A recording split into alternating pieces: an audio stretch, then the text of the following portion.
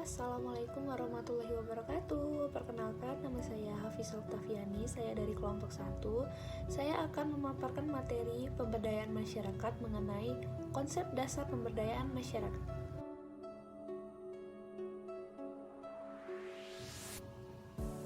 Pengertian pemberdayaan masyarakat. Pemberdayaan masyarakat merupakan sebuah konsep peningkatan kesejahteraan masyarakat dalam pembangunan. Pembangunan dan proses pemberdayaan merupakan hal yang tidak dapat dipisahkan, karena untuk mencapai sebuah tujuan pembangunan, proses yang perlu dilalui adalah memberdayakan masyarakat, sehingga terwujudlah sebuah keberdayaan masyarakat dalam pembangunan. Ada yang memahami pemberdayaan secara makro, yaitu sebagai upaya mengurangi ketidakmerataan dengan memperluas kemampuan manusia melalui misalnya pendidikan dasar umum dan pemeliharaan kesehatan, bersama dengan perencanaan yang cukup memadai bagi perlindungan masyarakat, dan memperbaiki distribusi modal-modal yang nyata, misalnya lahan dan akses terhadap modal. Oleh sebab itu, ada tujuan yang ingin dicapai adalah untuk membentuk individu dan masyarakat menjadi mandiri, meliputi mandiri berpikir, bertindak, dan mengendalikan apa yang mereka lakukan. Selanjutnya itu ada pihak lain yang menegaskan bahwa pemberdayaan adalah proses memfasilitasi warga masyarakat secara bersama-sama pada sebuah kepentingan bersama atau urusan secara kolektif yang dapat mengidentifikasi sasaran, mengumpulkan sumber daya, mengarahkan suatu kampanye aksi, dan oleh karena itu membantu menyusun kembali kekuatan dalam komunitas.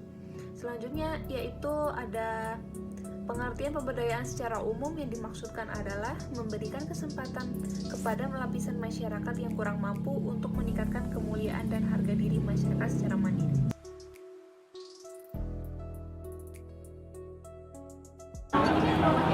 Materi selanjutnya yaitu mengenai ruang lingkup pemberdayaan masyarakat. Menurut Dahama dan Bhatnagar mengungkapkan ruang lingkup pemberdayaan yang mencakup 1. Minat dan kebutuhan. Artinya pemberdayaan akan efektif jika selalu mengacu pada minat dan kebutuhan masyarakat. Yang kedua, organisasi masyarakat bawah.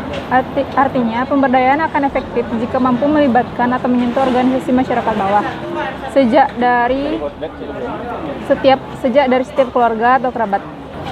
Yang ketiga, keragaman budaya. Artinya pemberdayaan harus memperhatikan adanya keragaman budaya. Perencanaan pemberdayaan harus selalu disesuaikan dengan budaya lokal yang seragam. Yang keempat yaitu perubahan budaya. Artinya setiap kegiatan pemberdayaan harus dilakukan dengan bijak dan hati-hati agar perubahan yang terjadi tidak menimbulkan kejutan-kejutan budaya. Yang kelima, demokrasi dan penerapan ilmu. Artinya dalam pemberdayaan harus selalu memberikan kesempatan kepada masyarakat untuk menawar setiap ilmu alternatif yang ingin diterapkan. Yang dimaksud dengan demokrasi di sini bukan terbatas pada tawar-menawar tentang ilmu alternatif saja, tetapi juga dalam penggunaan metode pemberdayaan. Yang keenam, kesimpulan. Artinya penyuluh tidak melakukan kegiatan-kegiatan yang hanya bertujuan untuk kepentingan atau kepuasannya sendiri dan harus mampu mengembangkan kepemimpinannya. Dalam hubungan ini, penyuluh sebaiknya mampu menumbuhkan pemimpin-pemimpin lokal atau memanfaatkan pemimpin lokal yang telah ada untuk membantu kegiatan pemberdayaan. Yang ketujuh yaitu spesialis yang terlatih. Artinya penyuluh harus benar-benar pribadi yang telah memperoleh latihan khusus tentang segala sesuatu yang sesuai dengan fungsinya sebagai penyuluh. Penyuluh yang disiapkan untuk melakukan beragam kegiatan meskipun masih berkaitan dengan kegiatan pertanian.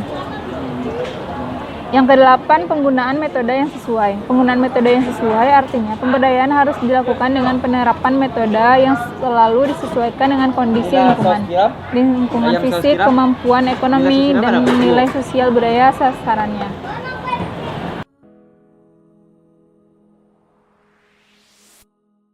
Unsur pemberdayaan masyarakat.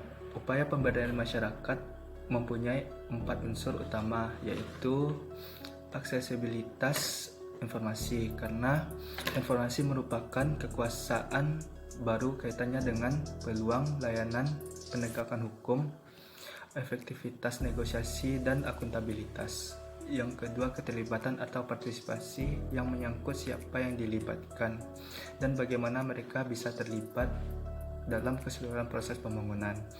Yang ketiga, akuntabilitas, kaitan dengan pertanggungjawaban publik atas segala kegiatan yang dilakukan dengan mengatasnamakan rakyat. Yang keempat, kapasitas organisasi lokal, kaitannya dengan kemampuan bekerja sama, mengorganisir warga masyarakat, serta mobilisasi sumber daya untuk memecahkan masalah-masalah yang dihadapi.